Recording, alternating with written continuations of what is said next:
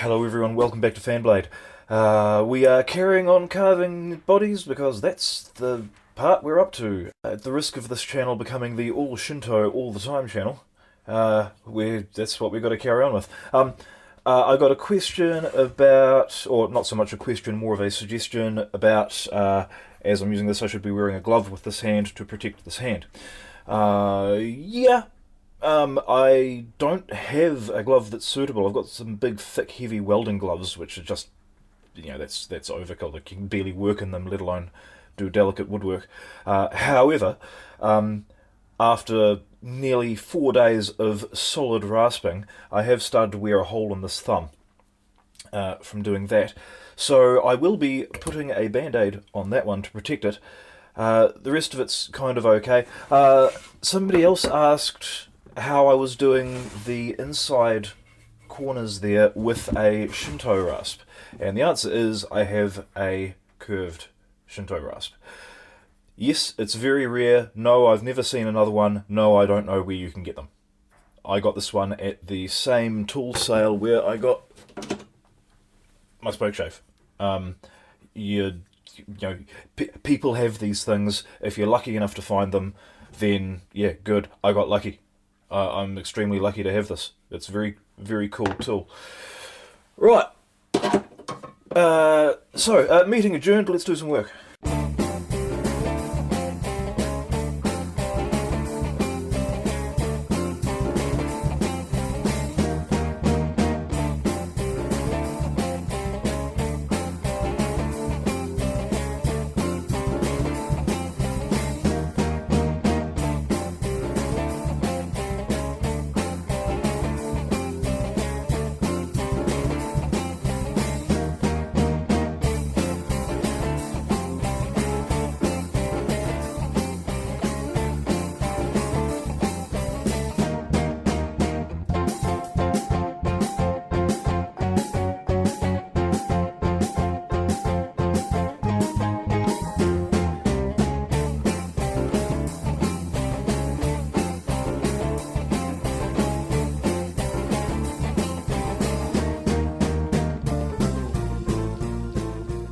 Right, now we come to this big beautiful beast here.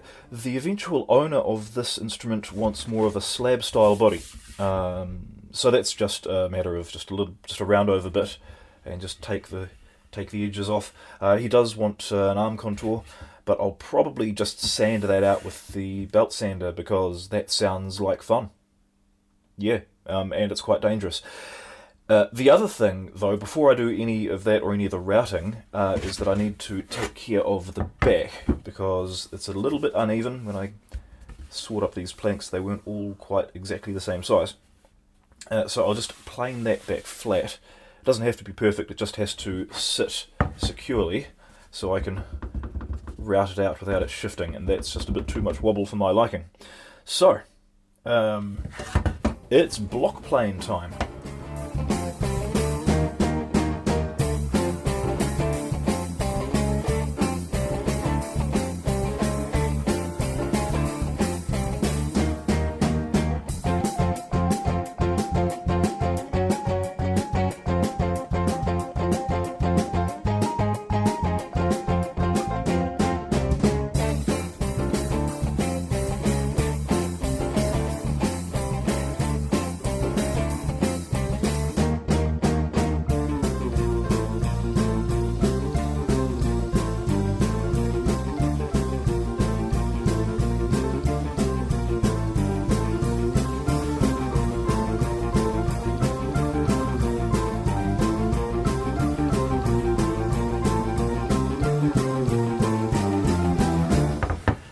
Okay, that looks a bit better.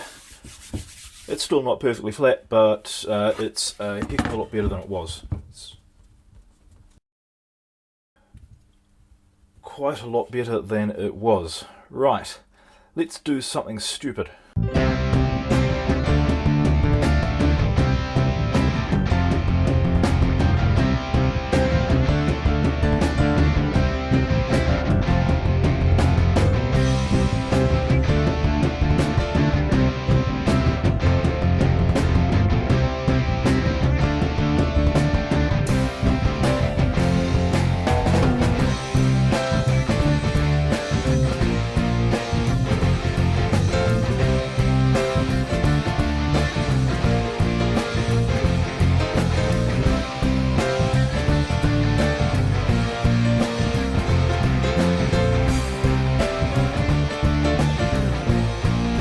Sometimes a completely mad idea actually works out.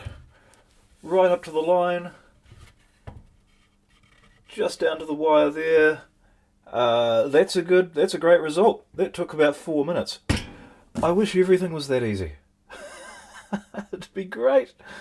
What a utopian world it would be if everything was that fast and that easy. Right. Routering.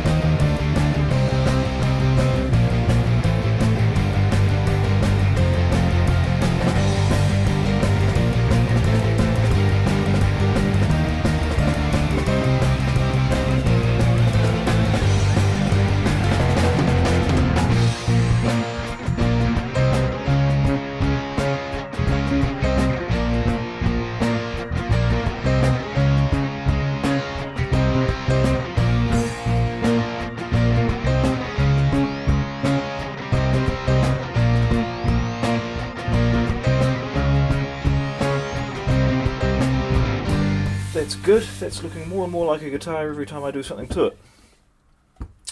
Funny that. While I'm set up to do that, I'm going to route out the rest of the backs of all of the bodies. This one in particular is going to be interesting because we have to take the masking tape off first. So let's see what kind of abominations we've got under here. Like I said, this is going to be a mess of masking tape sticking to super glue and just causing some horribleness, but we can clean it all up later. This is all part of the process.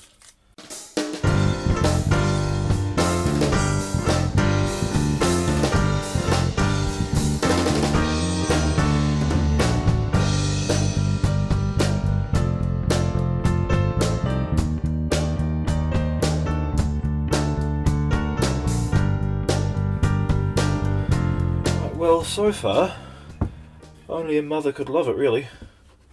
Hi, Mum. I'm really happy with getting the binding around this curve here. That's always a problem spot for me. Not so happy with this side, though.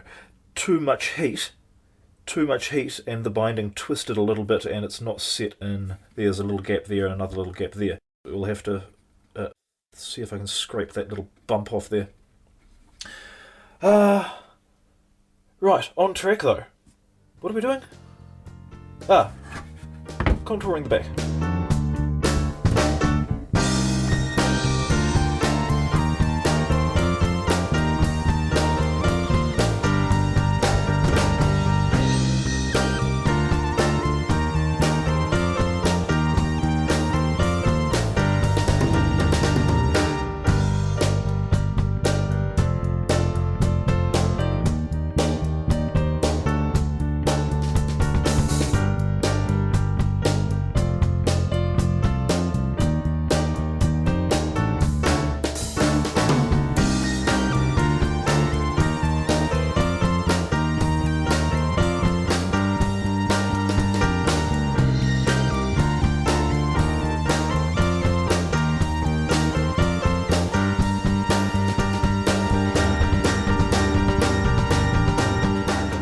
Right, well, that didn't take nearly as long as I thought it was going to, and it looks rather good. I'm very happy with that. The next few steps get a little bit convoluted. And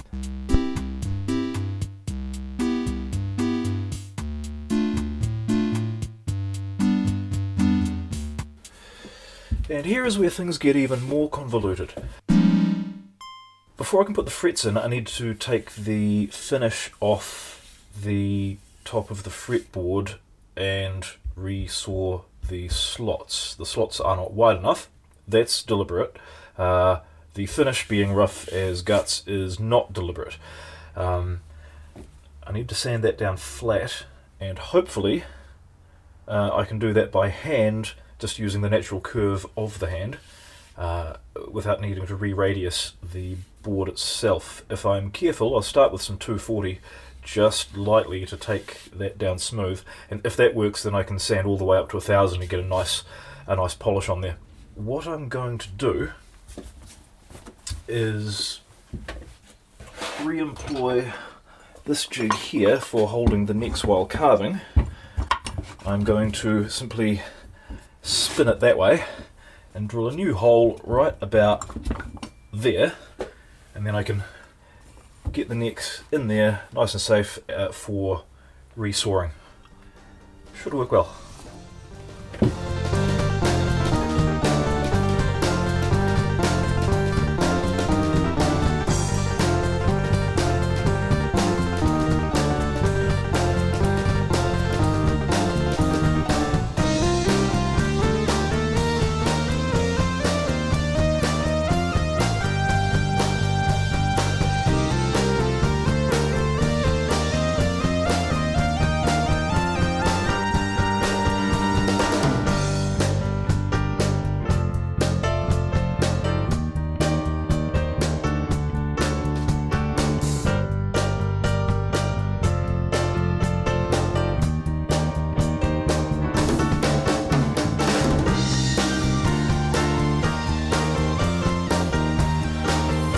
That's looking a lot nicer than it did. It's a lot smoother. It's not got that rough sort of half-cured, half-baked superglue thing going on anymore. Unfortunately, we did go down to the bare wood. You can tell there's just a hint of brown in the on the sandpaper there.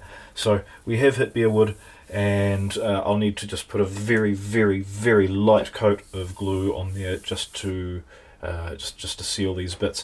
We don't want to slop it on like we did before, because we do not want any glue seeping into these slots. We've got to keep those clean as possible. But just a very light little bit of super glue just carefully rubbed into the surface there, that should be fine. So I will repeat that process with all 4 necks, and then we'll be ready to fret.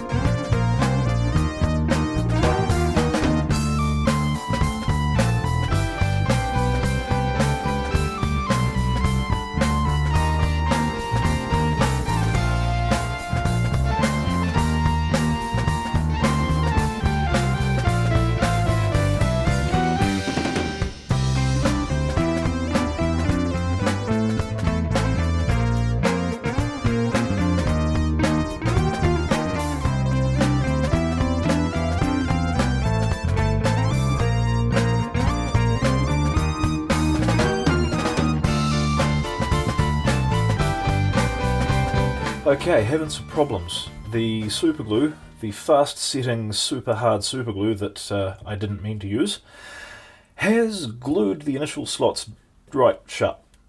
Saw blades just skating over the top of it, and of course because I'm sawing down onto a hard thing, the blades naturally want to veer off into the softer material. That's just what saws want to do.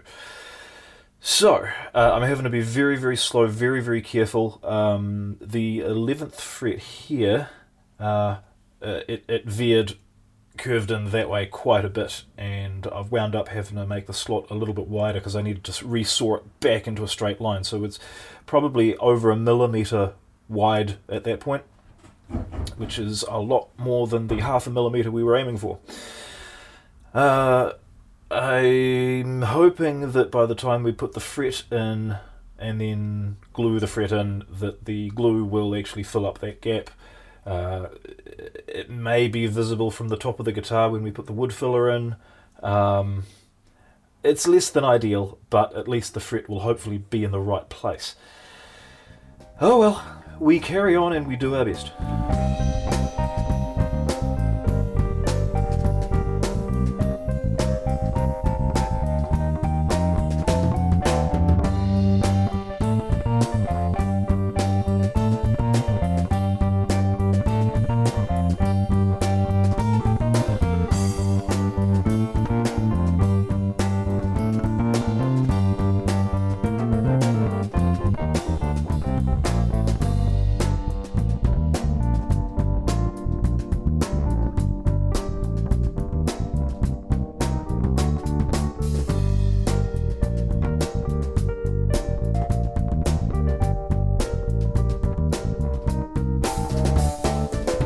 And just like that, we come to a screeching halt. The saw blade that I've got here is not keeping up with the superglue. That was a brand new blade. It is now very, very dull because this stuff here is gone so hard that I'm just sawing back and forth, and it's not cutting. It's not making any chips. There's no noise of it cutting. It's just skating back and forth. Unfortunately, that is my last coping saw blade. So I think what I'm going to do now is call it an evening and call some people who might be able to get me some more of these by tomorrow. Please hit the subscribe button, and thank you very much for your time and watching, and I'll see you again tomorrow. Cheers.